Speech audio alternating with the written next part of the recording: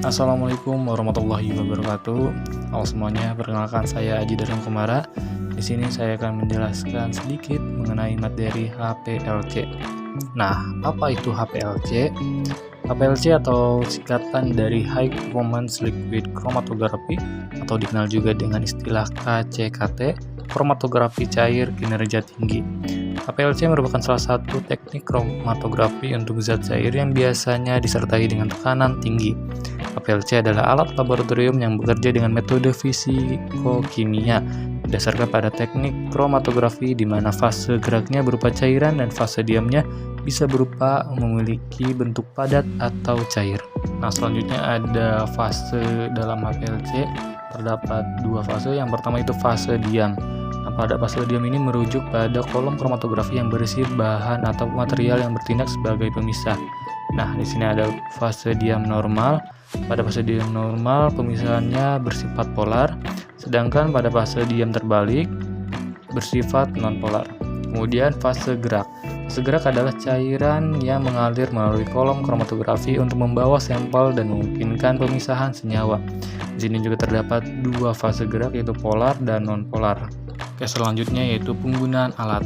HPLC atau High Performance Liquid Chromatography sering digunakan dalam laboratorium klinis untuk mengukur berbagai senyawa dalam sampel klinis. Nah, selanjutnya yaitu fungsi bagian alat. Ada beberapa bagian dari alat HPLC. Yang pertama ada solvents yang fungsinya itu untuk cairan untuk fase gerak. Kemudian ada kontrol modul atau kontrol alat. Kemudian ada degauser atau untuk menghasilkan gelembung pada sampel. Kemudian ada pompa untuk menyedot cairan dan sampel. Kemudian ada injektor atau injektor sampel. Kemudian ada TCC atau thermotested column compartment, kontrol suhu cairan dan sampel pada kolom. Dan yang terakhir ada detektor untuk mendeteksi zat dalam sampel.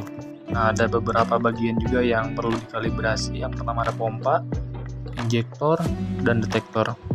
Nah, selanjutnya ada troubleshootingnya, yaitu yang pertama kontrol suhu yang buruk harus digunakan open kolom thermostat atau ubah suhu kolom. Kemudian bila komposisi fase gerak yang salah, siapkan fase gerak yang baru. Periksa mixer berfungsi untuk metode gradient. Kemudian jika keseimbangan kolom buruk, menambah waktu keseimbangan kolom atau kondisikan kolomnya. Kemudian ada jika perubahan laju aliran, bisa mengatur ulang laju aliran atau uji menggunakan pengukur aliran cairan. Kemudian bila gelembung udara dalam sistem, bisa didegas fase gerak atau bersihkan sistem. Nah, ini dia contoh hasil pembacaan alat dapat dilihat. Nah, mungkin itu saja penjelasan singkat mengenai materi HPLC dari saya. Kurang dan lebihnya mohon maaf. Terima kasih. Wassalamualaikum warahmatullahi wabarakatuh.